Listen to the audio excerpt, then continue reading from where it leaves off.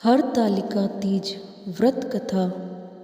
हिंदू पंचांग के अनुसार हर साल भाद्रपद मास के शुक्ल पक्ष की तृतीय तिथि को हरतालिका तीज का पर्व मनाते हैं। इस दिन सुहागन महिलाएं पति की लंबी आयु और अच्छे स्वास्थ्य की कामना करने हेतु भगवान शिव और माता पार्वती की विधिवत पूजा करने के साथ साथ व्रत रखने का विधान है।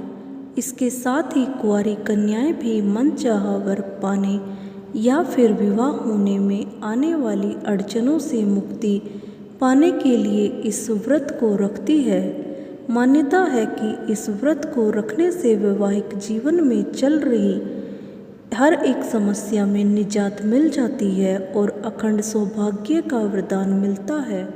मान्यता है कि इस दिन भगवान शिव और माता पार्वती का पुनर्मिलन हुआ था, इसलिए इस दिन इस व्रत को रखने के साथ साथ विधिवत पूजा करने के बाद अंत में हरतालिका तीज के इस व्रत कथा को पाठ अवश्य करना चाहिए। अगर आप पाठ नहीं कर सकती है तो दूसरे से अवश्य सुनना चाहिए, तभी आपकी पूजा सफल होती है।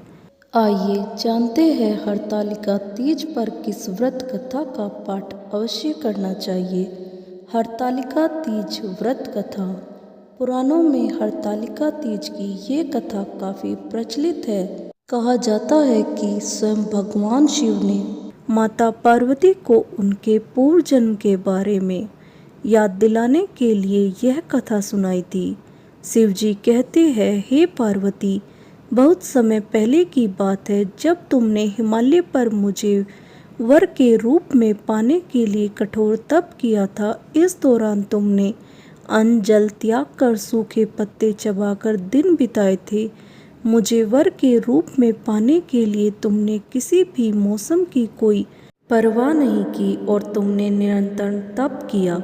तुम्हारी इस स्थिति को देखकर तुम्हारे पिता बहुत दुखी थे। ऐसी स्थिति में नारद जी तुम्हारे घर पधारे। जब तुम्हारे पिता ने नारद जी से उनके आगमन का कारण पूछा तो नारद जी बोले, हे गिरिराज, मैं भगवान विष्णु के भेजने पर यहाँ आया हूँ। आपकी कन्या की घोर तपस्या से प्रसन्न होकर वह उससे विवाह करना चाहते हैं। इस बारे में मैं आपकी राय जानना चाहता हूँ। नारद जी की बात सुनकर पर्वतराज अति प्रसन्नता के साथ बोले, हे नारद जी, यदि स्वयं भगवान विष्णु मेरी कन्या से विवाह करना चाहते हैं तो इससे बड़ी कोई बात नहीं हो सकती। मैं इस विवाह के लिए तैयार हूँ। इसके बाद तुम्हारे पिता की स्वीकृति पाकर नारद जी विष्णु जी के पास गए और यह शुभ समाचार सुनाया। लेकिन जब तुम्हें इस विवाह के बारे में पता चला तो तुम्हें बहुत दुख हुआ। तुम मुझे मन से अपना पति मान चुकी थी।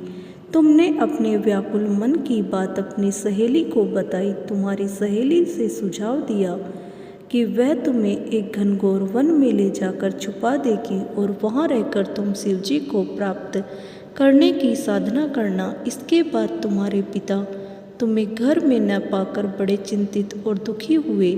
वह सोचने लगे कि यदि विष्णु जी बारात लेकर आ गए और तुम घर पर न मिली तो क्या होगा। उन्होंने तुम्हारी खोज में धरती पाताल एक करवा दिया, लेकिन तुम ना मिली।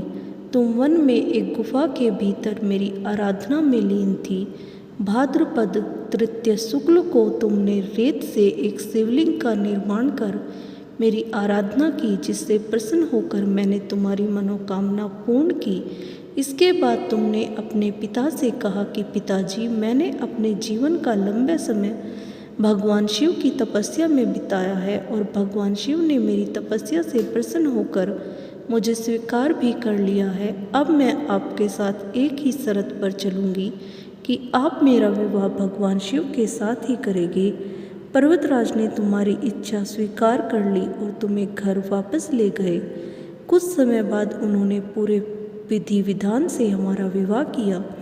भगवान शिव ने इसके बाद कहा कि हे पार्वती, तृतीया को तुमने मेरी आराधना करके जो व्रत किया था उसी के परिणाम स्वरूप हम दोनों का विवाह संभव हो सका।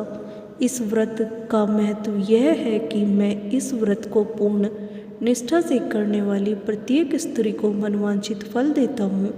भगवान शिव ने पार्वती जी से कहा कि इस व्रत को जो भी स्त्री पूर्ण श्रद्धा से करेगी उसे तुम्हारी तरह अचल सुहाग प्राप्त होगा। दोस्तों, आपको यह हरतालिका तीज की कथा कैसी लगी हमें कमेंट कर ज़रूर बताएं। ऐसी कहानी सुनने के लिए हमारे चैनल को लाइक और सब्सक्राइब करें। धन्यवाद।